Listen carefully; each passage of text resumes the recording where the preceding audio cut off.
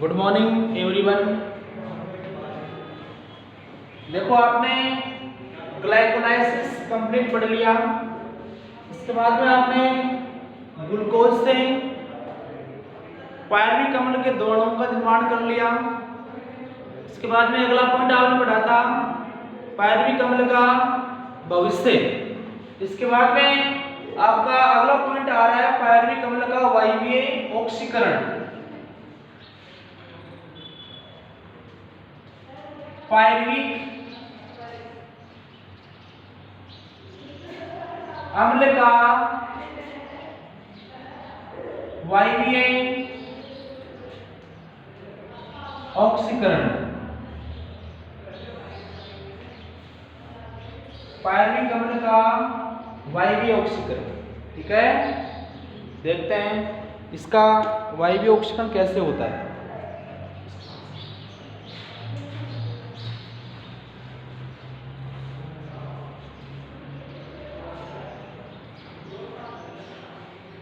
अब देखो जब भी ग्लाइकोलाइसिस की क्रिया हो जाती है, ग्लाइकोलाइसिस क्रिया होने के बाद में जो पायरुविक अम्ल जो बनता है ये बेटा माइटोकॉन्ड्रिया के अंदर प्रवेश करता है। किसके अंदर प्रवेश करता है? माइटोकॉन्ड्रिया के अंदर प्रवेश ही करता है। अब माइटोकॉन्ड्रिया प्रवेश करने के बाद में क्या होता है वो देखते हैं। तो लिख दो एक बार। तो कोशिका द्रव्य में ग्लाइकोलाइसिस से बनने वाले पायरुविक अम्ल के माइटोकॉन्ड्रिया में प्रवेश करने पर श्वसन का दूसरा चरण प्रारंभ होता है। तो देखो कोशिका द्रव्य में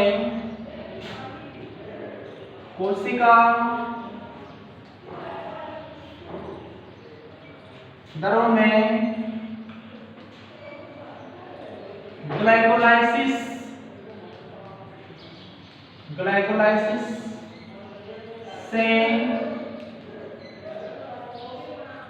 बनने वाले पायरुविक अम्ल के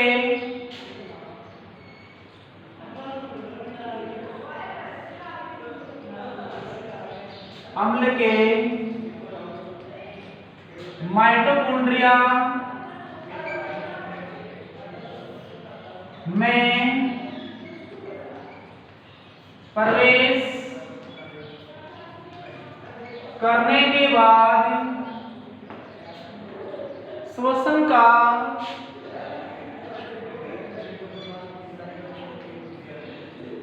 दूसरा चरण प्रारंभ होता है। दूसरा चरण प्रारंभ होता है। देखो ये दो अणु पायरुविक अम्ल के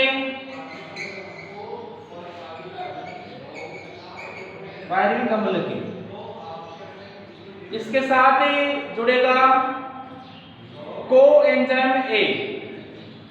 ये दो अणु कोएंजाइम ए, इसके ऊपर एंजाइम कार्य करेगा pyruvic dehydrogenase. Pyruvic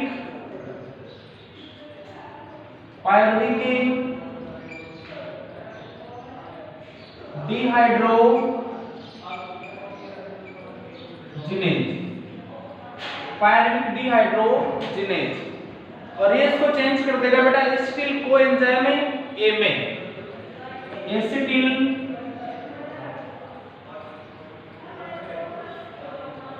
coenzyme A साथ में दो अणु CO2 के निकलेंगे यहां पर। एसिटिल कोएंजाइम ए बहुत इंपॉर्टेंट नाम है, ठीक है। और यहां पर दो NAD से दो NADH2 के अणु बनते हैं। दो अणु NAD से दो अणु किसके बनेंगे? NADH2 के बनेंगे। ओके, ये होता है माइटोकॉन्ड्रिया प्रवेश करने के बाद में।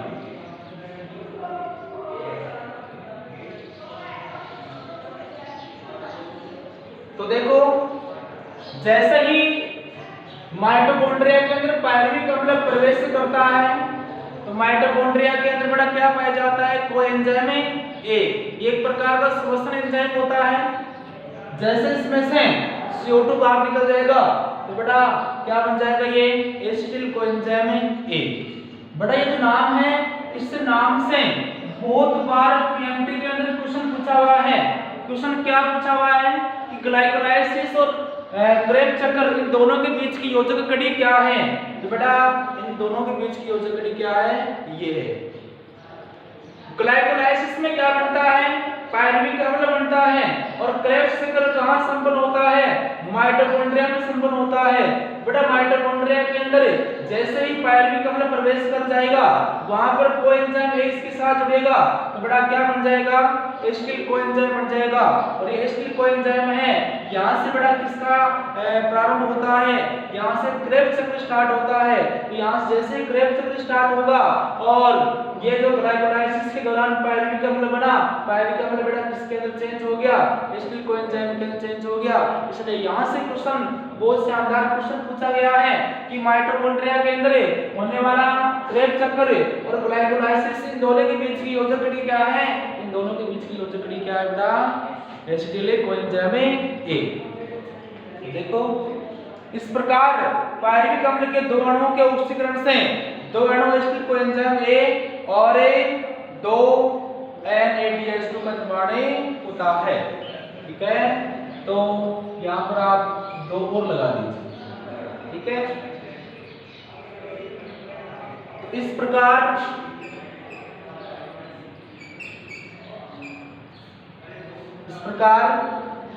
पायरुविक अम्ल के दो अणुओं के ऑक्सीकरण से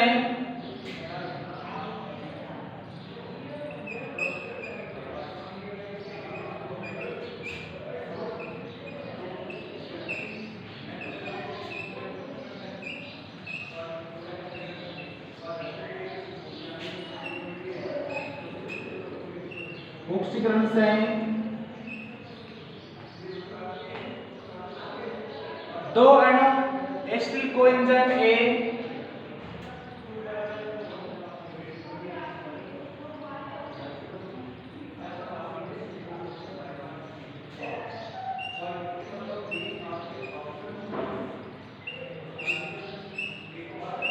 तथा 2 NADH2 का निर्माण होता है। ठीक है बेटा,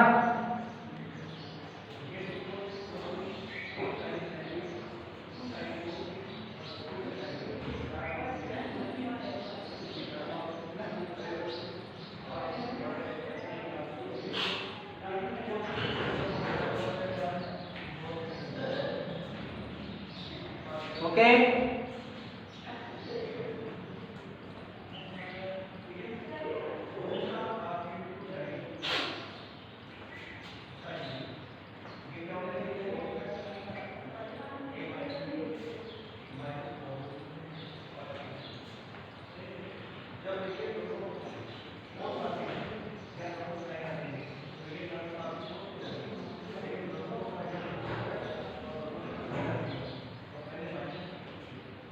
अब देखो एक नोट लिखते हैं।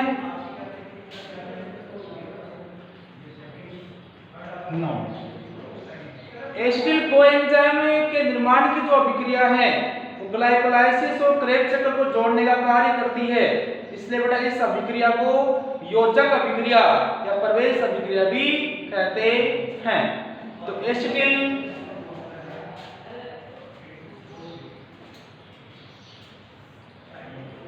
कोएंजाइम ए के निर्माण की अभिक्रिया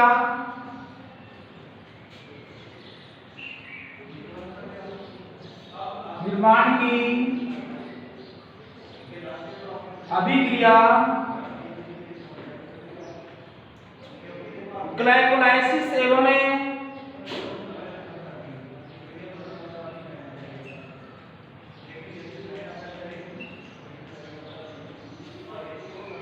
एवं क्रेब्स चक्र को जोड़ने का कार्य करती है,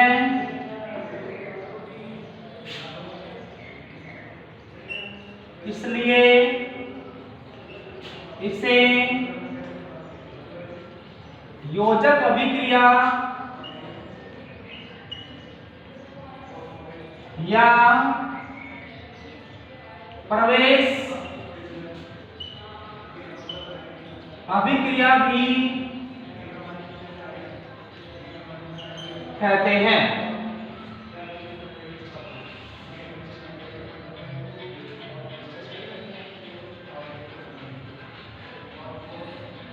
ओके,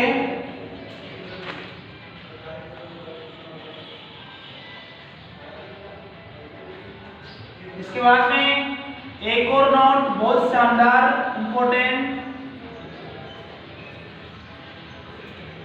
ये है कि एसिटिल कोएंजाइम ए ग्लाइकोलाइसिस एवं क्रेब्स चक्र दोनों के बीच की योजक कड़ी है। एसिटिल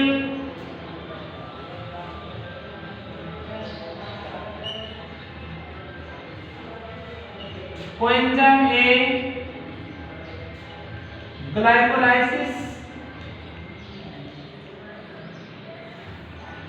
तथा क्रेब्स चक्र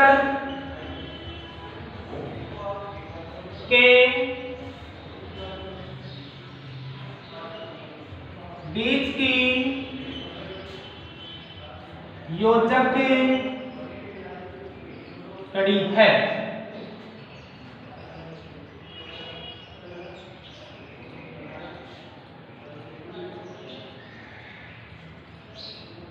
ओके बेटा,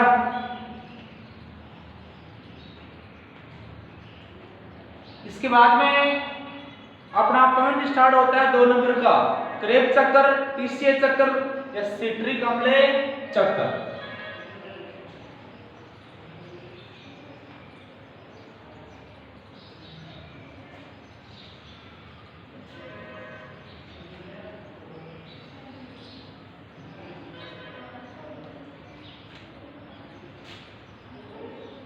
एक नंबर क्या था? ग्लाइकोलाइसिस, दूसरा है क्रेब्स चक्र।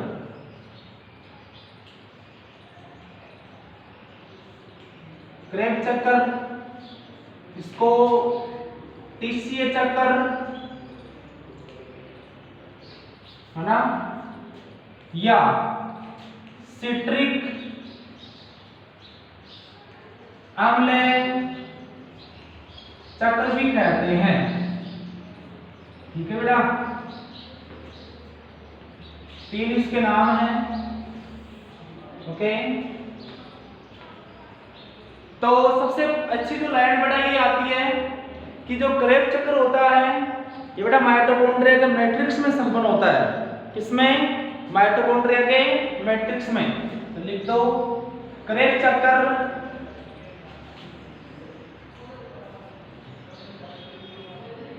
माइटोकॉन्ड्रिया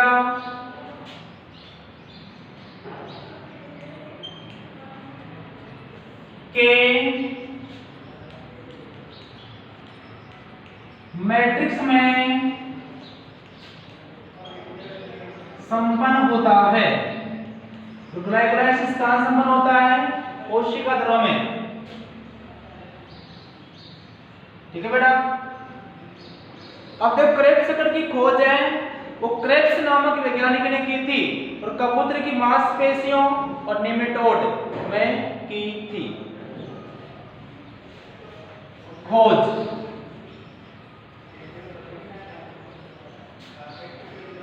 क्रेब्स नामक वैज्ञानिक ने कबूतर की मांसपेशियों तथा नेमेटोड में की थी। नेमेटोड ये वर्ग है बेटा, ठीक है।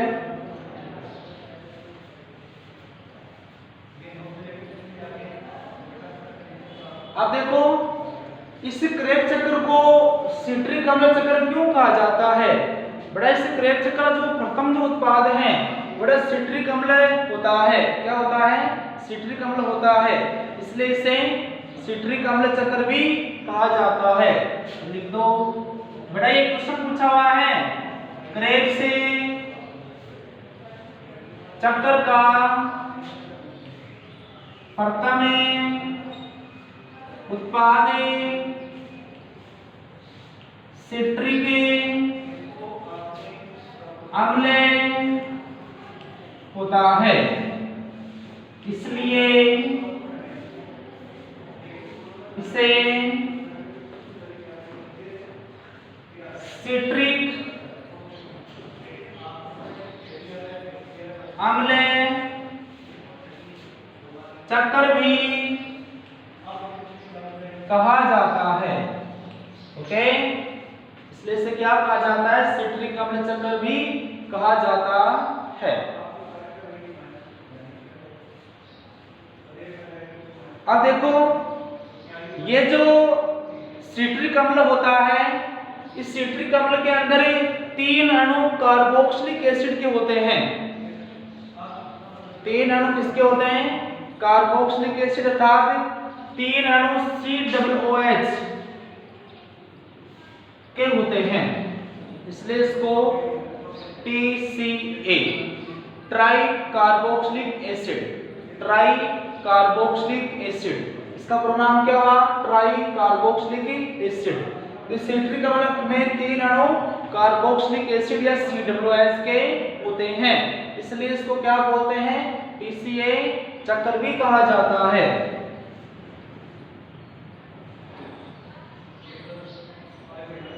लिख दो सिट्रिक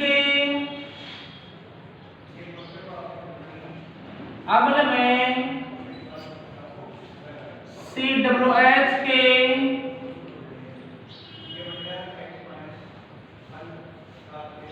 3 अणु पाए जाते हैं, इसलिए इसे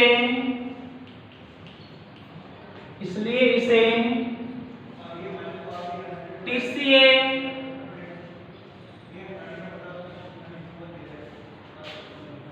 ट्राई कार्बोक्सिलिक एसिड चक्र भी कहा जाता है, भी कहा जाता है। ठीक है बेटा,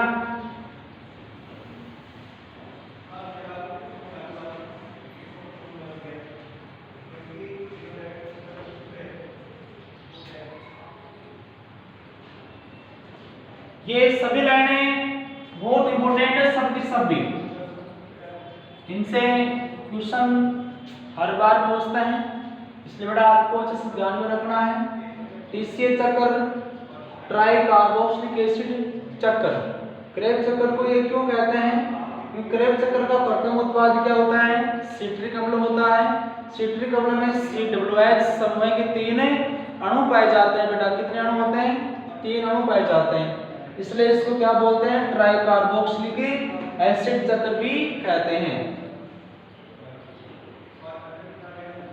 ठीक है, चलो इसके बाद में हम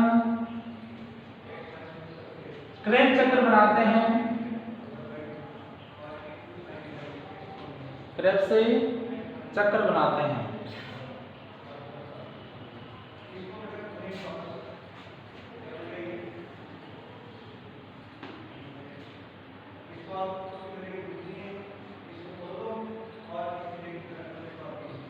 देखो सबसे पहले ये पाइनविक अम्ल है,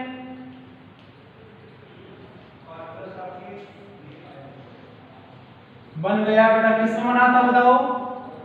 ग्लाइकोलाइसिस के अंदर। ये पायरुविक अम्ल माइटोकॉन्ड्रिया के अंदर प्रवेश करता है, ये माइटोकॉन्ड्रिया के अंदर प्रवेश करता है। ठीक है बेटा, माइटोकॉन्ड्रिया के अंदर ही कोएंजाइम ए इसके साथ जुड़ता है, कोएंजाइम ए इसके साथ जुड़ता है। ठीक है बेटा, जैसे इसके साथ जुड़ेगा तो यहाँ पर डीकार्बोक्सिलेशन की क्रिया होगी, अर्थात यहाँ से बेटा किसका अणु, CO2 का अणु बाहर निकलेगा। ये मैंने आपको पहले अभिक्रिया के अंदर ही बता दिया था। अब लिखा नहीं क्या आपने, ये पायरुविक एसिड दो अणु इसके साथ कोएंजाइम ए जुड़ता है, ठीक है, और क्या बनता है, एसिटिल कोएंजाइम ए प्लस दो अणु CO2 के। तो बताओ क्या बन गए यहाँ पर, एसिटिल कोएंजाइम ए बन गया। क्या बन गया, एसिटिल कोएंजाइम ए बन गया। और यहाँ पर आपने ये बताया था ना NAD से NADH2 बनता है। तो ये लो बेटा यहाँ पर ये भी बना देते हैं, ये लो NAD से NADH2। ओके, क्या तक समझ में आया, कोई दिक्कत वाली बात नहीं है। अब देखो इसमें पहले क्या होता है, यहाँ पर होता है बेटा OAA ऑक्जेलो एसिटिक एसिड।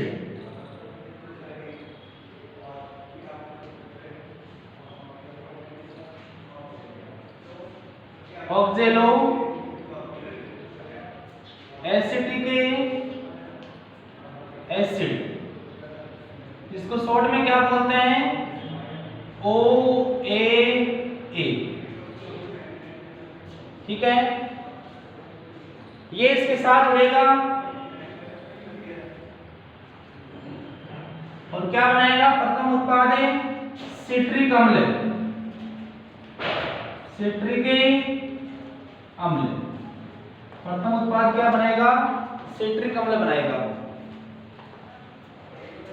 फिर सिट्रिक अम्ल से डीकार्बोक्सिलेशन की क्रिया होगी, इस सिट्रिक अम्ल से बेटा डीकार्बोक्सिलेशन CO2 ये बाहर निकल गया। ठीक है, और यहाँ पर NAD से NADH2 का निर्माण होता है। तो ये लो बेटा यहाँ पर NAD से NADH2 का निर्माण होता है। ठीक है, तो सिट्रिक अम्ल से जो मेन जो उत्पाद बनता है वो बनता है alpha ketoglutaric acid, alpha ketoglutaric acid. ये लोग उत्पाद बना देते हैं alpha ketoglutaric acid, alpha ketoglutaric acid यहां बन जाता है। फिर अल्फा कीटोग्लूटेरिक एसिड से डीकार्बोक्सिलेशन क्रिया होती है। ये ले बेटा यहां से CO2 बाहर निकल गया। ओके, यहां से क्या निकला बाहर, CO2 बाहर निकल गया। और यहां पर NAD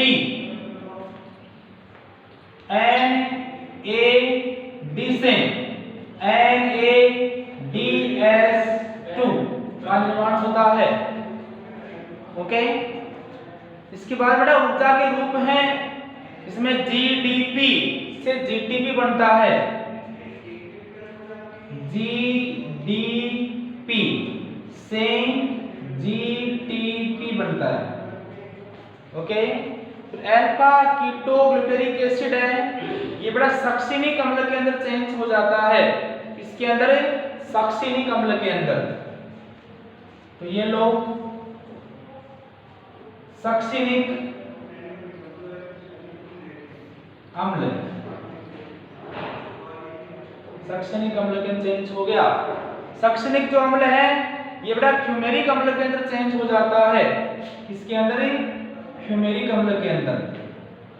ये लो फ्यूमेरिक अम्ल।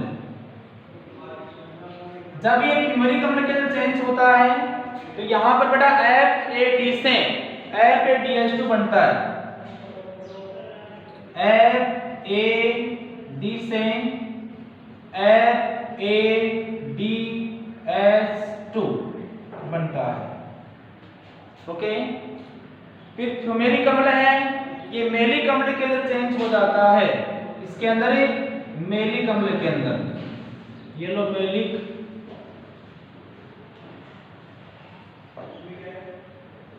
अम्ल।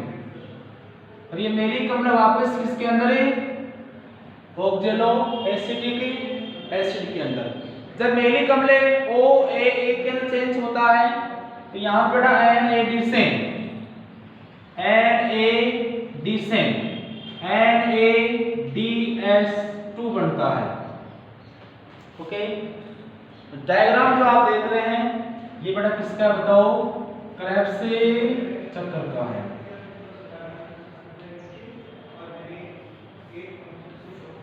ओके, ये होता है क्रेब्स चक्र।